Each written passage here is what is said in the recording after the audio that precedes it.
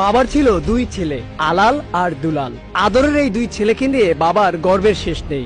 হঠাৎ একদিন আলাল আর দুলালের ফুটবল খেলার ইচ্ছে জাগলো। বাবা তার দুই ছেলের আবদার পূরণ করলেন। সরাসরি 2026 বিশ্বকাপে নামিয়ে দিলেন আলাল দুলালকে। বড় ভাই আলালকে দিল সহজ গ্রুপে, আর ছোট ভাই দুলালকে দিল কঠিন গ্রুপে, যেন বড় ভাই আলালের মতো দুলাল পরিশ্রমী হয়ে ওঠে। আর বয়স বিবেচনায় আলাল খেলতে লাগলো সহজ গ্রুপে। বাবার মুখে হাসি ফুটিয়ে আলাল আর দুলাল সব থেকে বেশি গোলে এগিয়ে থাকলো।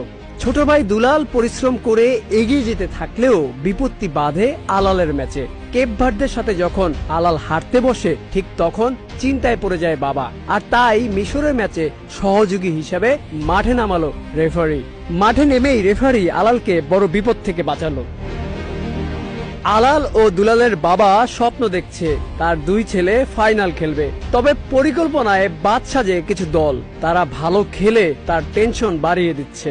এজন্য আলালের খেলায় দুলালের রেফারি ও দুলালের খেলায় আলালের রেফারি নিয়োগ দিয়েছে। মিশরের ম্যাচে আলাল যখন বিপদে পড়ে, তখন দুলালের একজন রেফারি তাকে বাঁচায়। আর তাই দুলালের ম্যাচে খুশি হয়ে আলাল 5 জন রেফারি পাঠাবে বলে জানিয়েছে।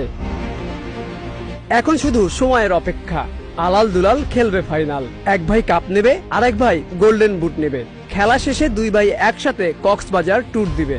আর তাদের আনন্দ উল্লাসের সব খরচ বহন করবে গর্বিত বাবা ফিফা সভাপতি। সন্তানের প্রতি এই ভালোবাসা ইতিহাস হয়ে থাকবে যুগের পর যুগ। আর আলাল দুলাল বেঁচে থাকবে প্রতিটি ভক্তর হৃদয়ে।